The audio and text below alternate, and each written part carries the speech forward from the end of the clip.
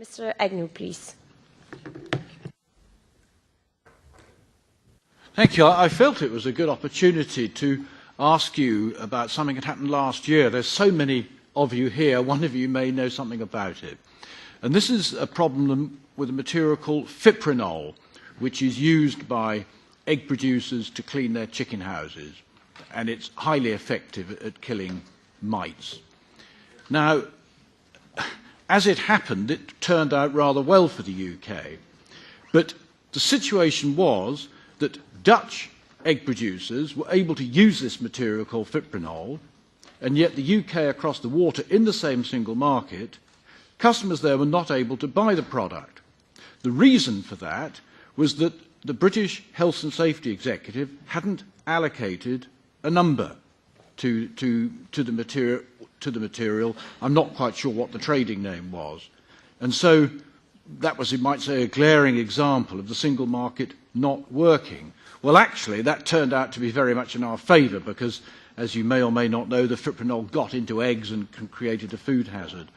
So I just wondered to myself, well, is this a completely isolated experience where one country can, in the single market can effectively stop a material coming in, or is it actually fairly commonplace? So that, I'm hoping one of the 12 or the 16 of you may know something about that. And the other, I think the very important, this word mutual recognition is crucial now because of Brexit. And one or two of you may have ideas on how we can use mutual recognition for a frictionless border. Thank you, Chairman. And then we have the questions from Mr. Agnew, and who, I think there were different questions. So who wants to, yes, please, sir. Yes, thank you. I will try to answer it because my authority is also responsible for the enforcement, market surveillance on biocides and pesticides. And as far as I know, fipronil is a biocide. And yes, there can be differing situations because biocides require registration into each and every. Biocides are, so for those of us who know very little on biocides and pesticides, of which I am one because it's not my line. But biocides are things which kill.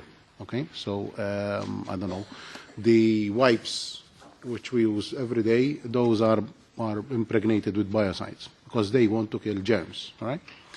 So being so toxic, being so harmful chemicals, biocides require to be registered in each and every member state.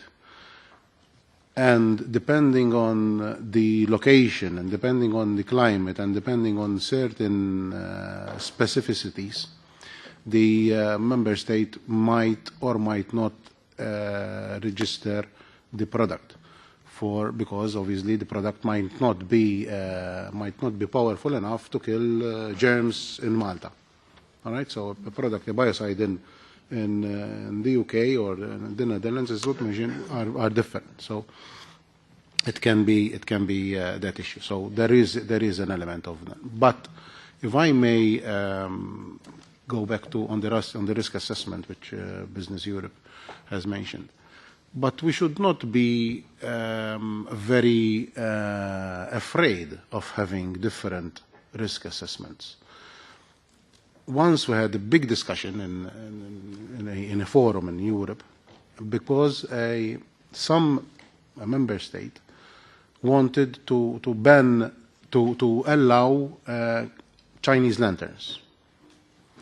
Whilst we wanted to do, I think everybody knows what Chinese lanterns are. They are left to their own accord once it is lit, etc., etc.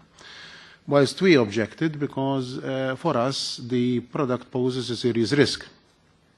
Obviously, Malta is very different.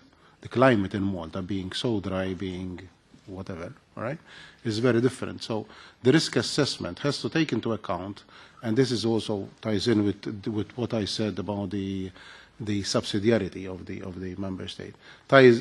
So the risk assessment would differ definitely from, say, the Netherlands, which is obviously there is much more rain, there is much more water than we have. We don't even have fresh water, let alone We have a lot of seawater around us, but obviously we cannot. So it's the risk assessment. It's yes, I'm all for, or we are all for harmonization as much as possible, but there is no one size fits all. Thank you.